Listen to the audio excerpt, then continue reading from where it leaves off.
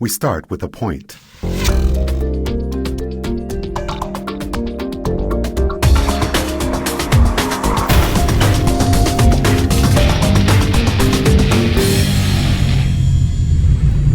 Hi everyone, welcome back once again to the Imagining the 10th Dimension video blog. Today's entry is called Seeing Time, Feeling Colors, Tasting Light.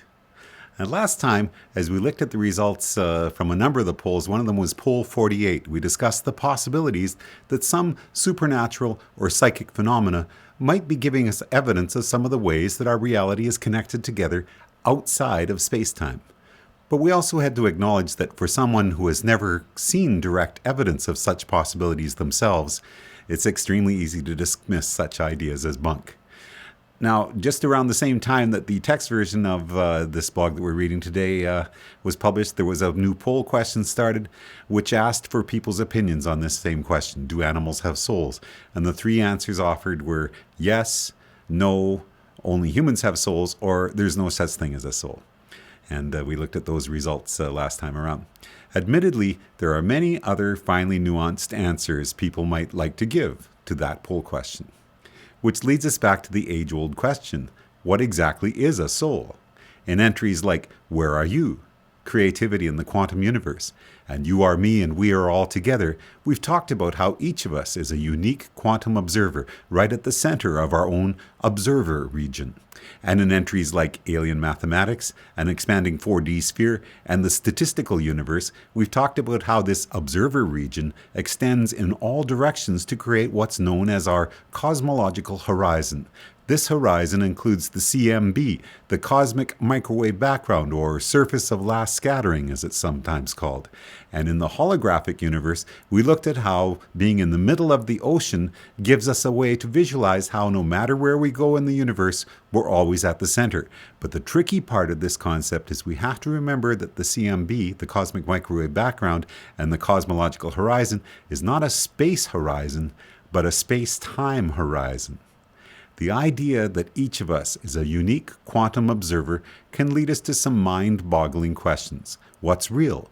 What is invented within our minds as part of this observer process? In Local Realism Bites the Dust, we looked at the work of physicist Anton Zeilinger and his team in Vienna, who have convincing scientific evidence that our reality is much stranger than most of us can possibly imagine.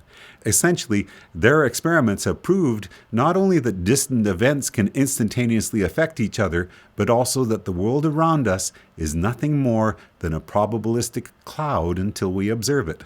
Einstein asked, "Do you really believe that the moon only exists when you are looking at it?" He was reported to be equally uneasy with what he called the spooky action at a distance ideas of quantum entanglement, but the Zeilinger team's work is proving Einstein wrong in both cases. So what does it mean if the world around us is being created by our observation? I want you to look at a fascinating article from Scientific American called Tasting the Light.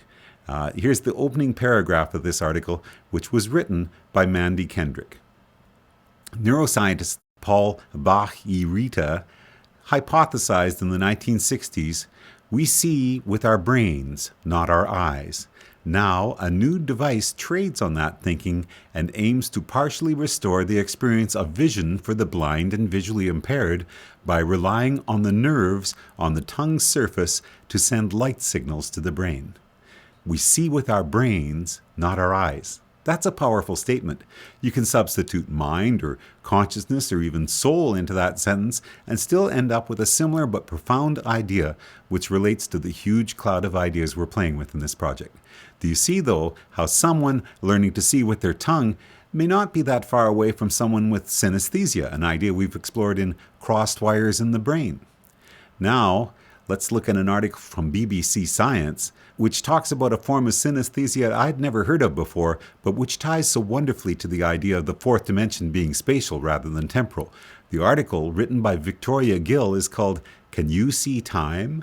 Here's a few paragraphs from the article, which is about the work of Dr. Julia Simner, a psychologist from the University of Edinburgh. In the case of time-space synesthesia, a very visual experience can be triggered by thinking about time. I thought everyone thought like I did, says Holly Brannigan, also a scientist at Edinburgh University and someone with time-space synesthesia. I found out when I attended a talk in the department that Julia was giving. She said that some synesthetes can see time, and I thought, oh my God, that means I've got synesthesia. For me, it's a bit like a running track, she says. The track is organized around the academic year. The short ends are the summer and Christmas holidays. The summer holiday is slightly longer. It's as if I'm in the center and I'm turning around slowly as the year goes by. If I think ahead to the future, my perspective will shift. There are at least 54 different variants of synesthesia, and Dr. Simner thinks this might be one of the most common ones. If you ask all the people at your work or in your family, you're likely to find at least one person who has it, Dr. Simner says. I'm intrigued by this proposal that time-space synesthesia might be one of the most common of all the variants of this fascinating condition. I'd love to hear from people who feel they are able to see time, which might remind us of the conversations we've had about Kurt Vonnegut's fictional race of Trefalmadorians. For more about all that, you might want to go back and look at videos or read the blogs for Beer and Miracles, Connecting It All Together, and Dr. Mel's 4D glasses. Of course, since I've spent so much time talking to people about my own unique way of visualizing space-time, perhaps I myself might have a form of space-time synesthesia. Perhaps what I've really been trying to describe with my original Imagining the 10th Dimension animation is my own visual perception of time and quantum probability. Since each of us is our own unique quantum observer, it's always hard to imagine how someone else's perception of the world around them might be fundamentally different from our own. Now I'm going to put up a link to an article published by Pravda about a Russian man who says that he can discern colors by touch. More evidence that our world is assembled together by our observation in ways that can boggle the mind? You be the judge.